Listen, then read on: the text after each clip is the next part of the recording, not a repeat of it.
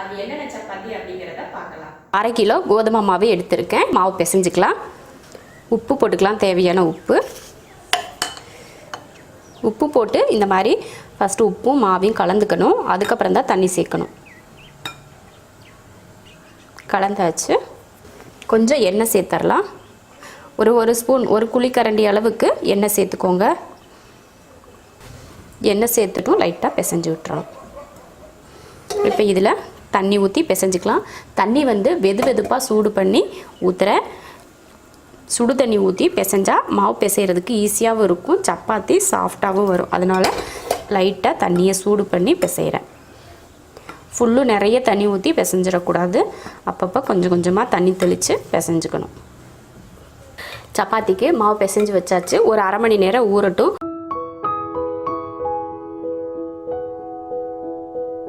இதை ஊற வச்சுல இப்படியே வச்சிங்கன்னா காஞ்சிரும். இது மேலே ஏதாவது துணியோ இல்லைன்னா தட்டோ போட்டு மூடி எடுத்து வச்சுக்கோங்க. சப்பாத்தி மாவு ஊற வச்சு 1/2 மணி நேரம் ஆச்சு. இப்போ பார்த்தீங்கன்னா பாருங்கள், அப்போ அதை ஊற வச்சதை விட இப்போ எவ்வளோ இதாக சாஃப்டாக இருக்குன்னு. இப்போ நம்ம உருண்டை பிடிச்சிக்கலாம். நம்ம வழக்கத்தை விட கொஞ்சம் பெரிய உருண்டையாகவே பிடிச்சிக்கலாம். நம்ம சப்பாத்தி வந்து கொஞ்சம் சின்னதாக தான் போடுவோம், அதை விட கொஞ்சம் பெரிய உருண்டையாகவே நம்ம பிடிச்சிக்கலாம். இந்த அளவுக்கு பெருசாக எடுத்திருக்கேன். எப்பயும் நம்ம சப்பாத்தி தேய்க்கிற மாதிரியே தேய்ச்சிக்கலாம். முதல்ல தேய்க்கிறது நல்லா பெரிய சப்பாத்தியாக தேய்ச்சிக்கணும். அதுக்கப்புறமா நம்ம மடிச்சுட்டு அதுக்கப்புறமா நல்லா தேய்ச்சிக்கலாம். இந்த அளவுக்கு பெருசாக தேய்ச்சிருக்கேன். இதில் எண்ணெய் ஊற்றிக்கலாம். கொஞ்சம் மேலே மாவை இப்படி தூவி விட்டுருக்கணும். அப்போ தான் நமக்கு வந்து அந்த லேயராக வரும். இப்போ இதை மடிச்சிடலாம். இப்படி ஒரு மடி, இந்த பக்கம் ஒரு மடி மடிச்சிடலாம். மடிச்சுட்டு இது மேலே எண்ணெய் தேய்ச்சிடலாம். இப்படி ஒவ்வொரு சப்பாத்தியும் இந்த மாதிரி போட்டு எடுத்திங்கன்னா நல்லா லேயராக நல்லா வரும். இப்போ இது மேலேயும் கொஞ்சம் மாவு தூவிக்கலாம். இப்போது மறுபடியும் இதை மடிச்சிடலாம். இப்படி மடிச்சுட்டு அதுக்கு மேலே எண்ணெய். இப்படி நம்ம ஒவ்வொரு மடி மடிக்கிறப்பையுமே எண்ணெயை தேய்ச்சிட்டு லைட்டாக மாவை தூவிக்கோங்க. தூவிட்டு மறுபடியும் இப்படி மூடிடணும். இப்படியும் மடித்து இப்போ சப்பாத்தியை உருட்டிக்கலாம். அவ்வளோதான், சப்பாத்தியை தேய்ச்சாச்சு. இதை கல்லில் போட்டு எடுத்துடலாம். இப்போ தோசைக்கல் காஞ்சிருச்சு. சப்பாத்தியை போட்டுக்கலாம். போட்டுட்டு உடனே திருப்பி போட்டுறணும். ரொம்ப நேரம் ஃபுல்லுமே ஒரே சைடு வேக வைக்கக்கூடாது. போட்டதுமே திருப்பி போட்டுடணும். 2 தடவை அதே போல் திருப்பி போட்டுட்டு அப்புறமா தான் நல்லா வேக வைக்கணும். நல்லா கரண்டி வச்சு இப்படி அமுத்தி விட்டிங்கன்னா நல்லா உப்பி வரும். இதுக்கு மேலே எண்ணெய் தடவுறதுனாலும் தடவிக்கலாம். இல்லை நம்ம தேய்க்கிறப்ப ஊற்றின எண்ணெய் போதும் அப்படின்னாலும் அதோடையே விட்டுறலாம். பார்த்திங்கனாலே தெரியும். பார்த்திங்கன்னா எப்படி எலும்பி வருது நல்லா. அவ்வளோதான், நல்லா 2 பக்கமும் திருப்பி போட்டு நல்லா வெந்துருச்சு. இதே போல் எல்லா சப்பாத்தியும் போட்டு எடுத்துக்கலாம்.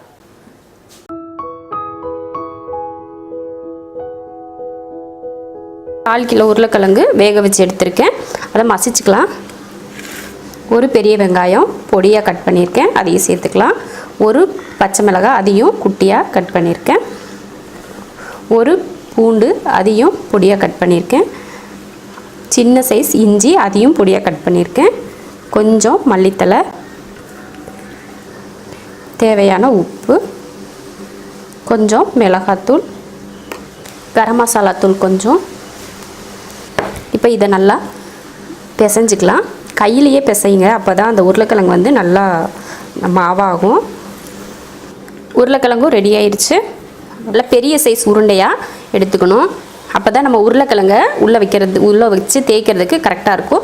நம்ம கையில் இந்த மாதிரி எடுத்தால் ஒரு கை அளவுக்கு இருக்கிற அளவுக்கு மாவு எடுத்துக்கலாம்.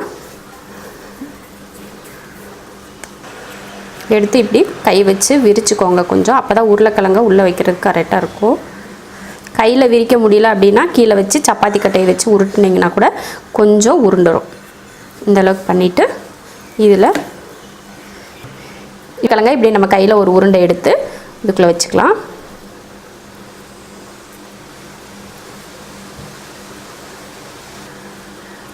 இந்த மாதிரி நல்லா கவர் பண்ணிடணும் உருளைக்கிழங்க. இப்போ தேய்ச்சிக்கலாம். நிறைய மாவு போட்டுக்குங்க. அப்போ தான் ரொம்ப அழுத்தி தேய்க்காமல் நல்லா மெதுவாக தேய்ச்சா தான் அந்த உருளைக்கிழங்கு வெளியில் வராமல் நம்ம தேய்க்கிறதுக்கு கரெக்டாக இருக்கும். இந்த மாதிரி ரொம்ப சாஃப்டாக இருக்கிற மாதிரி தெரிஞ்சுன்னா மேலே வந்து கொஞ்சம் மாவு தேய்ச்சிக்கலாம். அவ்வளோதான். கொஞ்சம் இது வந்து தடிமனாக தான் இருக்கணும், ஏன்னா உள்ளே வந்து உருளைக்கிழங்கு இருக்கிறதுனால கொஞ்சம் தடிமனாக தான் இருக்கும். அவ்வளவுதான்.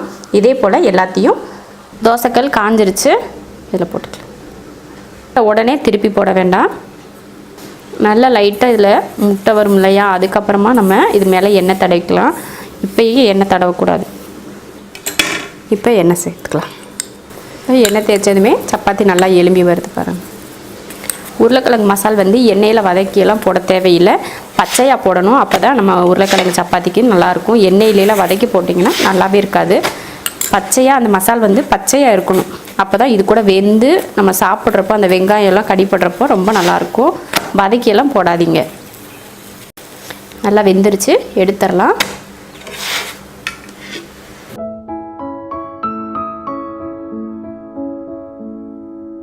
முந்நூறு கிராம் எலும்பில்லாத சிக்கனாக எடுத்து வச்சுருக்கேன். எலும்போடு போட்டிங்கன்னா அரைக்க முடியாது, அதனால எலும்பு இல்லாமல் எடுத்துக்கோங்க. அதே போல் இது சிக்கனுக்கு பதில் நம்ம மட்டன் கூட சேர்த்துக்கலாம். நம்ம வீட்டில் பசங்க வந்து மட்டன் வந்து அந்தளவுக்கு விரும்பி சாப்பிட மாட்டாங்க, சிக்கன் தான் விரும்பி சாப்பிட்றாங்க. அதனால நான் சிக்கனில் செய்கிறேன். உங்களுக்கு மட்டனில் செய்கிறதுனா செஞ்சுக்கலாம். இதே மெத்தடில் மட்டனில் செய்யலாம். இப்போ இது 300 கிராம் சிக்கனை க்ளீன் பண்ணி எடுத்து வச்சுருக்கேன். அதை ஒரு மிக்ஸி ஜாரில் மாற்றிக்கலாம்.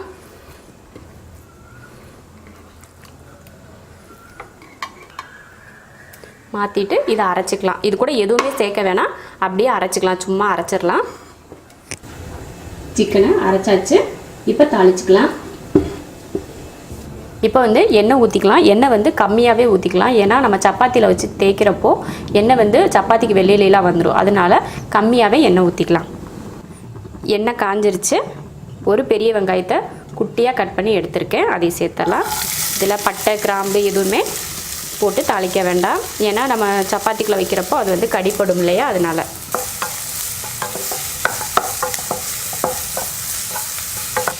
இந்த மாதிரி குட்டி குட்டியாக தான் சேர்த்துக்கணும். அப்போ தான் வெங்காயம் வதங்கி நம்ம கீமாவோட சேர்ந்து வர்றதுக்கு கரெக்டாக இருக்கும். பெருசாக நீல வாக்கில் போட்டோம் அப்படின்னா வெங்காயம் வெள்ளை நீளமாக தெரியும் இல்லையா, அதனால தான் பொடியாக கட் பண்ணி போடணும். வெங்காயம் வந்து இந்தளவுக்கு வதங்கினா போதும், ரொம்ப ப்ரௌனாக வதங்க தேவையில்லை. வெங்காயம் வதங்கினதுமே இஞ்சி பூண்டு பேஸ்ட் 1 ஸ்பூன் சேர்த்துக்கலாம்.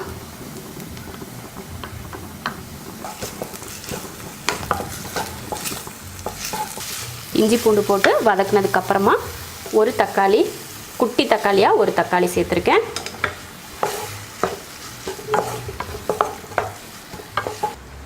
அரை ஸ்பூன் மிளகாத்தூள், அரை ஸ்பூன் மல்லித்தூள், 1/4 ஸ்பூன் கரம் மசாலா தூள், மஞ்சள் தூள் கொஞ்சம், இதெல்லாம் போட்டு வதக்கிடலாம்.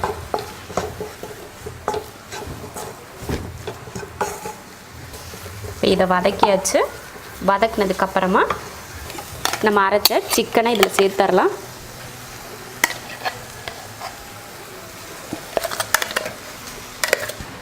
சிக்கனை சேர்த்து நல்லா கலந்து விட்டுறலாம். இதில் தண்ணியெல்லாம் நம்ம சேர்க்கவே தேவையில்லை, ஏன்னா நம்ம சிக்கனில் தண்ணி விட்டே வேகும், அதனால் தண்ணியெல்லாம் சேர்த்துற வேண்டாம். இப்போ தண்ணி இல்லாத மாதிரி தான் தெரியும், நம்ம மசாலாம் போட்டு கலந்து வேக வைக்கிறப்போ தண்ணி விட்டு வேகும். நல்லா கலந்து விட்டாச்சு. இப்போ மூடி வச்சிடலாம். ஒரு 2 நிமிஷம் கழித்து எடுத்து கிளறி விட்டுக்கலாம். அதுக்குள்ளே அதில் இருக்க தண்ணியெல்லாம் வெளியில் வந்துடும். தேவையான உப்பு போட்டு கலந்து விட்டுக்கலாம்.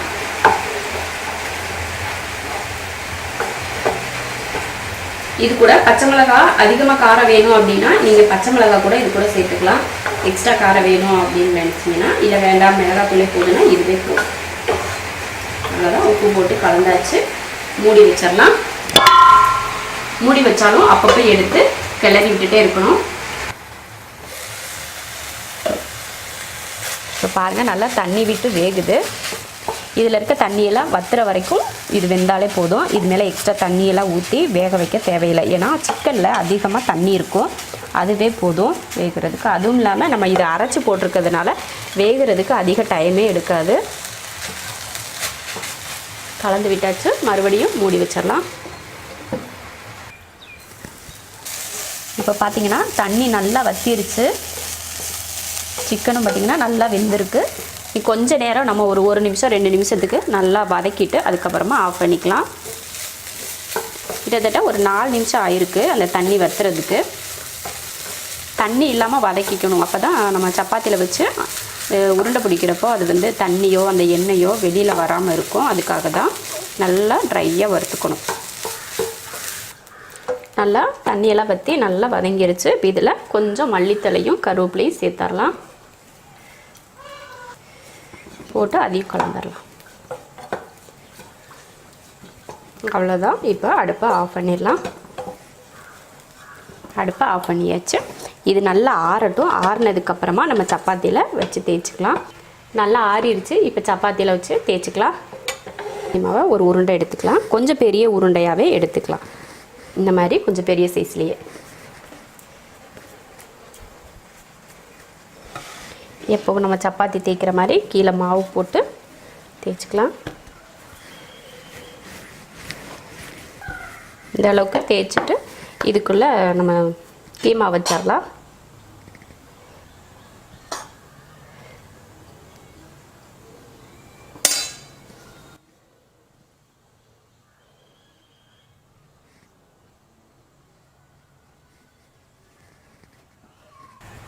இப்போ மறுபடியும் 2 பக்கம் மாவு போட்டு தேய்ச்சிக்கலாம்.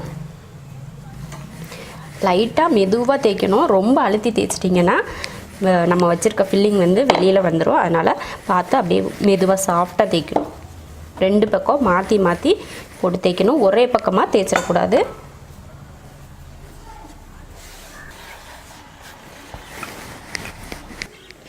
இதே இப்போ காஞ்சிருச்சு. இப்போ சப்பாத்தி போட்டுக்கலாம். திருப்பி போட்டுறக்கூடாது. கொஞ்சம் வெயிட் பண்ணி அப்புறமா தான் திருப்பி போடணும். அதே போல் எண்ணெயுமே உடனே ஊற்றிடக்கூடாது. 2-3 தடவை திருப்பி போட்டதுக்கு அப்புறமா தான் எண்ணெயும் ஊற்றிக்கணும். கண்டிப்பாக எண்ணெய் ஊற்றணும். எண்ணெய் ஊற்றலைன்னா வரன்னு இருக்க மாதிரி இருக்கும். அதனால் மேலே லைட்டாக எண்ணெய் தேய்ச்சிக்கோங்க. எண்ணெய் பிடிக்கலைன்னா நீங்கள் ஊற்ற தேவையில்லை. இல்லை எண்ணெய் சாப்பிட்றவங்க மேலே எண்ணெய் ஊற்றிக்கலாம்.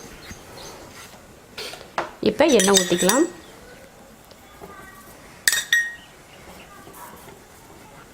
உள்ளே சிக்கன் இருக்கிறதுனால மேலே கொஞ்சம் எண்ணெய் இருந்தால் நல்லாயிருக்கும். ஏன்னா நம்ம சிக்கனுக்கு வந்து அதிக எண்ணெய் சேர்த்துக்கல, கம்மியாக தான் சேர்த்துக்கிட்டோம். அதனால் மேலே கொஞ்சம் எண்ணெய் தடவிக்கோங்க. 2 பக்கமும் மாற்றி மாற்றி. அவ்வளோதான். 2 பக்கம் திருப்பி போட்டு நல்லா வெந்துருச்சு. இப்போ எடுத்துக்கலாம்.